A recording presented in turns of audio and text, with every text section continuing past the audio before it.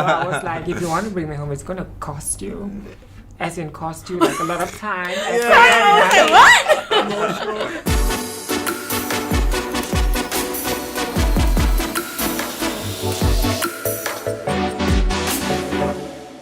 Hi, I'm Andrea. I'm Gabby. I'm Alex. Hi, I'm Leah, and this is ZULA Chickchats.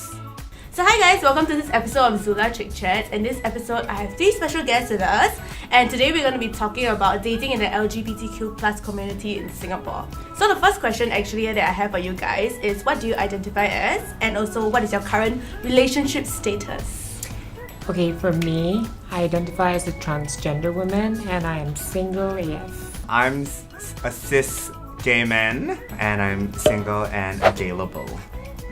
Love it. I identify as a genderqueer. I'm in a relationship right now. Nice. So for me, I identify as straight. I'm the only straight person on this episode. And I am actually together with my boyfriend. So the second question is, what is your approach when it comes to dating? My approach when it comes to dating, it's pretty straightforward. If you like somebody and the person likes you, then you just go ahead with it. You know, when I was a bit younger, maybe I liked to play games, but now I'm a bit older. You know, I just want something serious. I mean, I was married before. You know, it started off as something which was supposed to be a hookup, but then we fell in love and no, we're not married. So. I prefer to take quite a fun approach to dating. For me, it always starts with good conversation. Whether it's on the apps or in person, if there's chemistry, it will naturally surface, and that's how you begin something special maybe. Like, my relationships usually start online. If I do meet someone in person, then I think sense of humor is something I really look out for. Yeah. And maybe like political views. Oh wow. Political views. That's a deal breaker? Not a deal breaker, but I think we don't have to see eye to eye on everything. Okay. But I feel that we have to respect each other's views. For me, like, it's very typical straight person kind of point of view. It's just like I meet a lot of people through my friends. I think it's a lot different for you guys because you all usually meet people online. Yeah. Because I think for the LGBT community, like, it's really hard to be so out and open in Singapore. You know, for trans women is in clubs and everything, they will treat me like I'm a piece of meat. You know? It's horrible. But online, I think when they get to know you, they realize, you know what, even though she's trans, you know, I could give her a chance. You know, she's really hot and everything.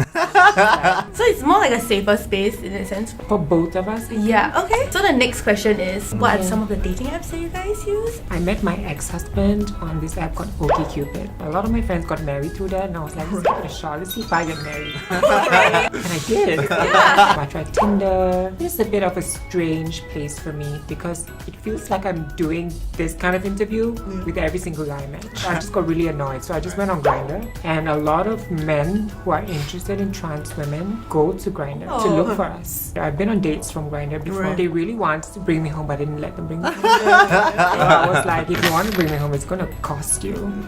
As in cost you like a lot of time. What? Time, effort. Okay. I have 4 apps, each for different kind of purposes. Oh, okay.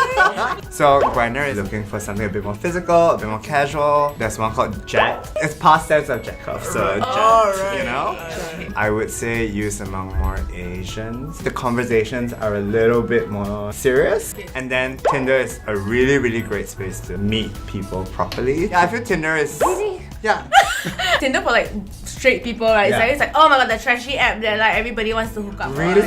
Yeah. Like they all just want to get in my pants. There's this one called Gay Romeo, specifically used for What? when I'm in Eastern Europe.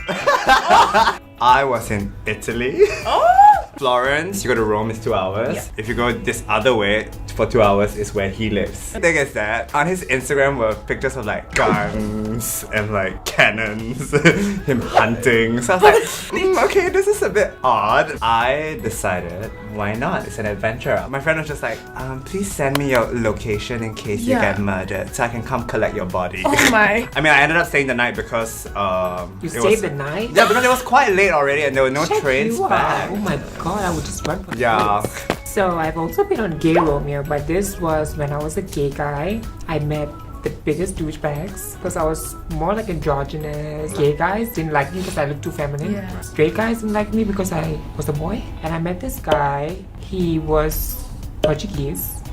I think I had a huge crush on him, and he went on for 2 weeks. One day, he said to me, I gotta go home. My family needs me. I'm like, what is your mother's sake? Is your brother's sake? Then he just kept quiet, and I looked at him. Do you have a wife? Oh. He said to me, yes. Oh my god. And I was like, do you have kids? And he did this. Oh wow. I was so angry. Yeah. I left. I can't believe I wasted 2 weeks of my life and so much emotions on this guy. You're cheating on her, and you're playing me as well. Yeah. It was since then I decided to stop dating until I became a trans woman.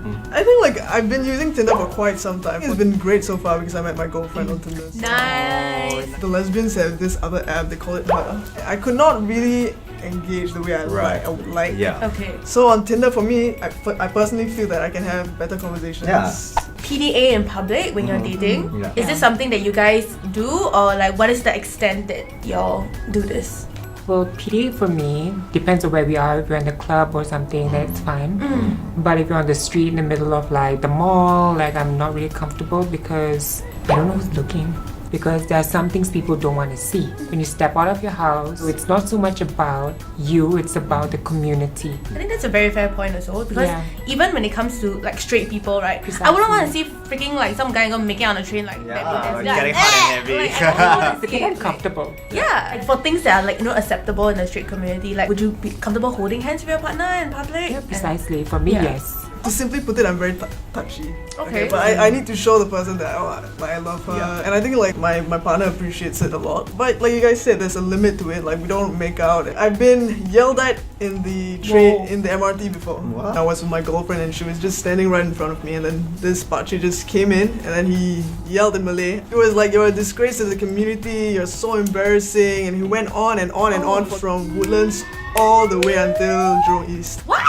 He kept As in, yelling like, at kept me. yelling. What's wrong? God. Yeah, and then my girlfriend was like, should we just drop Get off the train. Yeah. I was like, are you uncomfortable? She's like, no. So I'm like, I'm just gonna stand here because I'm not doing anything wrong. Yeah. But that's great that you like, this stood your ground. And I think also like the older generation tend to like be a bit more conservative, right? Yeah. Yeah, we can do the quick kiss and like sometimes like footsie under the table. Cute. Yeah, the kind of cute little like subtle Flirting. Yeah, flirting and affection. It's not because I'm afraid to express myself, but it's just out of respect for a more conservative majority that we have in this country. To emphasize on the things that you're doing, right? It's not anything that's indecent, like Out of the nudity norm, yeah. or something that is not acceptable in public. Yeah, I'm not jerking somebody off. Yeah, oh my god, hell no! And I think that it's very important that people are a little bit more accepting of things like that, because it's just one way of like showing someone that you care about them. Exactly. Like just the other day, I literally saw two guys in front of me like holding hands. I was like, oh my god, so cute! I mean, obviously I didn't go up to them. What? I would say so cute. Yeah. Keep it up. And I'm really glad that like at least the younger people are more open to like being comfortable in like the society. It shows that at least we're going in like a right direction. Yeah. So the next question is actually, do you face profiling or like discrimination when it comes to dating? For trans women, we are being fetishized Okay. a lot Yeah. by all kinds of men. Some experimental gay guys who are some bi-curious gay guys, they will come up to me and be like, so do you have something extra? Oh my god. And I'd be like, do you even know my name? So, oh my god, they didn't even ask you, like talk to you first. They just said that. What the hell? Some straight guys also do that. Don't even question bi guys. Trans women are like a bi guy's fantasy. Right. That is from my personal experience. Profiling when I'm dating, I'm not just a woman, I'm a trans woman. Yeah. So it gets kind of like annoying sometimes, Yeah. but I think with years of dating, you kind of know how to manage it. And you know how to set people in their place for them to respect you. I think it's very, very prevalent in the gay community. Okay. The number one thing that annoys me is the whole mess for mess situation. It means masculine for masculine. So they are muscular and in turn they want someone equally muscular. Okay. And that's totally fine because that's a preference. But I feel like when you go like, no this, no that, and I think as human beings we are such complex people. You are just categorizing an entire group into this one word. Yeah. I especially hate it on the apps when they say no Indians or no Malays. I've had Malay boys who message me and go, I'm Malay, is that okay for you? Oh, and I'm like, No. what? Yeah, and then I always text them, I say, that shouldn't even be a question because it's not about your race. I think everybody in general has of a course, preference. and that's totally fine. Maybe some people will see it as like a way to filter others, but yeah. at the same time, it's like it sucks like to be in that position Yeah. where people tell you that like, oh, like you're not as good as like your counterpart Yeah. when you're just human. Exactly. I don't interact as much with the lesbian community, but one thing that frustrates me a lot is when I interact with straight women. They will say, "Oh, if only you're a guy, then I would date you." Okay, wait, hold on, what?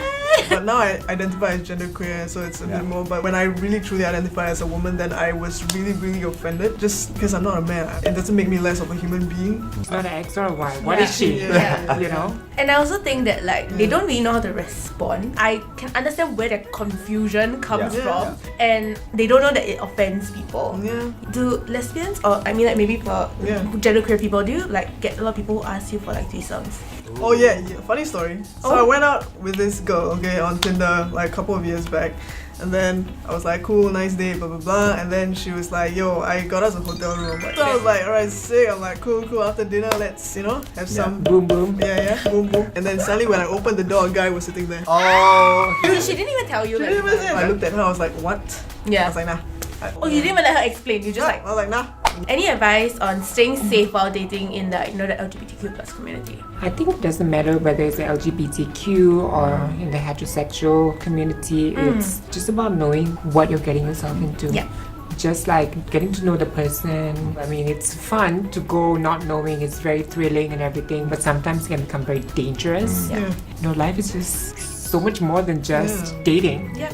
I feel like through conversations you can kind of suss out already who's a psycho because I don't think a lot of psychos can carry on a conversation. No, they're impatient. I think if you meet them in a public space first, it's also safer. Yeah. And I guess if you are going to hook up, be safe. I think communication is very important. Whoever you're with, you need to make sure they make you feel safe and you make them feel safe as well. Being safe, right? It also comes with the part of like straight allies. How can we like help make the community and the society like a safe space? If you are sexually active, I think it's just good to encourage, whether straight or gay, to just get tested. So thank you guys for watching this video, and if you like this video, leave a comment down below and also let us know what else to talk about next time. And don't forget to like, share and subscribe.